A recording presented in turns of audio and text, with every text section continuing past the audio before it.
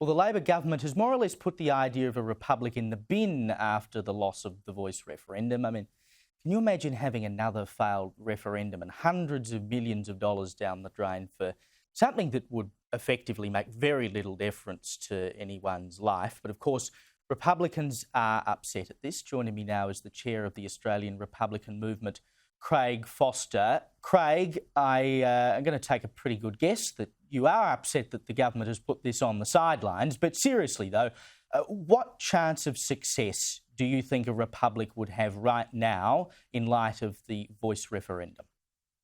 Yeah, thanks, Caleb. Great to join you. Happy New Year. And firstly, I'm just delighted to be talking about it so early in the year. Of course, as Aussies know, we've got Charles coming out later in the year, around October. So, we've got 10 months to talk about it, and we're really pleased that we got underway so quickly and that Australians are having an opportunity to consider it. Actually, what Anthony Albanese, the Prime Minister, said in the last few days, I think from our perspective, is in some ways very positive, because if we look at what happened in the last referendum with the Voice last year, there was a real feeling among many Australians anyway that it was pushed too much from the political sphere and from the political class. And, there was this whole kind of narrative, Caleb, that, came out of Canberra and all of those things, rightly or wrongly. Ultimately, this type of issue, and particularly the future of constitutional arrangements of our head of state, have to be a grassroots movement and come out of the people. So that's ultimately going to be the arbiter as to, when we build a consensus with enough Australians to say, this is the move we want to make. And we think that conversation will really get underway this year in light of the visit of Australia's King. But how do you ever come up with a consensus? I mean, we saw this in 1999. There was one model put up that obviously didn't have the support of the public, even though at the time there was broad support for the idea of a republic. It's much the same problem the Voice ran into. There's 100 different models you could have. No one's entirely happy with any of them.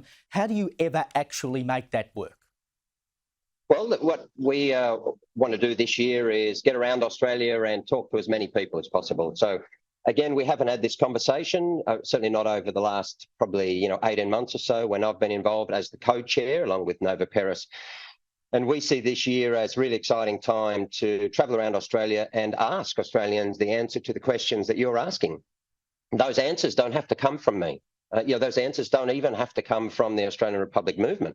Whilst we feel really passionately and very strongly about the fact that we believe we should have our own head of state to bring our own national values and identity to life, ultimately it's a matter for every Australian around the country. So I can answer that question probably closer to when the King gets here in October.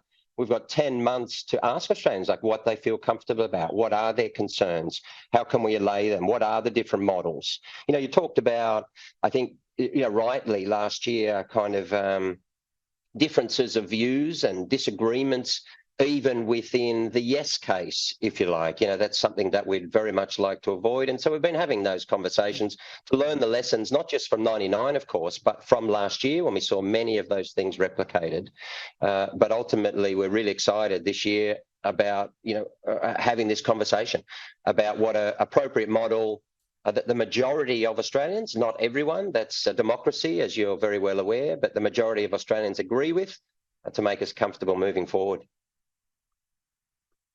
Just very quickly, the Voice referendum cost something like $400 million. So say we blow another $400 million on a Republic referendum, we wake up the next day. What practical change will it have made to anyone's life in Australia? 20 seconds. Well, we think that national identity is pretty serious, and is a huge part of the importance of being Australia. We're a unique country. We should bring that to life in every way. We think also it will strengthen our democracy, Caleb, and that couldn't be more important. We also think that we should have our own representative, an Aussie, if you like, spruiking Australia around the world. You saw Charles, of course, his first act as, after his coronation as a King of the UK, British King, was to go to France to, spruik UK trade and so on, and cross-border, mobility and the like. So, we'd like someone on the international stage who can do that for us, who can push our economy forward as well. But ultimately, it's about just all of us stepping forward and saying, you know what, we reckon other Aussies are worthy. We reckon one of us should represent all of us, one of you, I'm talking to your viewers, and nothing less to us should be acceptable for the future of Australia. I still think it's a hell of a lot of money to spend to make what is, in essence, a very small change that doesn't change my life or anyone else's, unless, of course, you get to become the president or whatever we want to call you. But we'll have that discussion another time. Craig Foster, We certainly thank you will. for your time, mate.